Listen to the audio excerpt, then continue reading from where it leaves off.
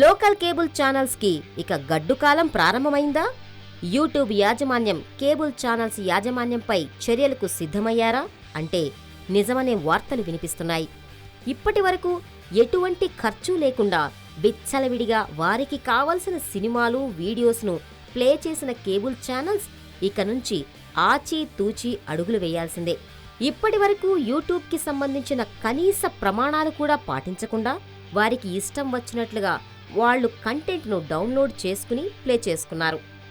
దీంతో కేబుల్ ఛానల్స్పై ఇక నుంచి చర్యలు తీసుకునే దిశగా ప్రముఖ యూట్యూబ్ ఛానల్స్ అడుగులు వేస్తున్నాయి. తాము లక్షలు ఖర్చు చేసి రైట్స్ కొనుక్కుంటుంటే కేబుల్ ఛానల్స్ యాజమాన్యం మాత్రం కనీస ప్రమాణాలు కూడా పాటించకుండా ఆ వీడియోస్ని డౌన్లోడ్ చేసుకుని విచ్చలవిడిగా ప్లే చేస్తున్నారని, ఆ ప్రభావం వారి ఛానల్స్ వ్యూయర్షిప్పై తీవ్ర ప్రభావం చూపుతుందని ఆవేదన వ్యక్తం చేస్తున్నారు.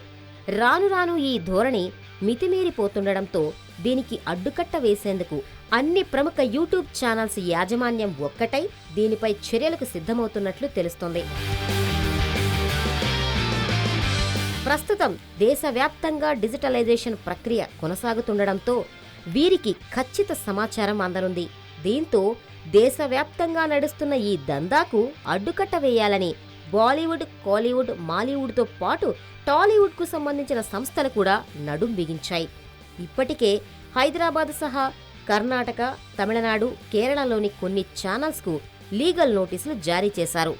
ఇక నుంచి యూట్యూబ్ ప్రమాణాలు పాటించకుండా వీడియోస్ను ప్లే చేసే అన్ని ఛానల్స్ పైన కఠిన చర్యలు తీసుకోనున్నారు.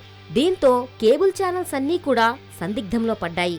ఇప్పటికే ప్రముఖ నగరాలలోని ఛానల్స్ అన్నీ కంటెంట్ ప్రొవైడర్స్ ని ఆశ్రయించగా కొన్ని ఛానల్స్ మాత్రం కంటెంట్ సొంతగా తయారు చేసుకుంటున్నారు.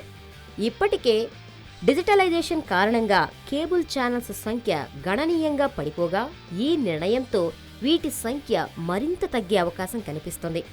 దీన్ని బట్టి చూస్తుంటే కేబుల్ ఛానల్స్కు గడ్డు కాలం ప్రారంభమైనట్టే కనిపిస్తుంది.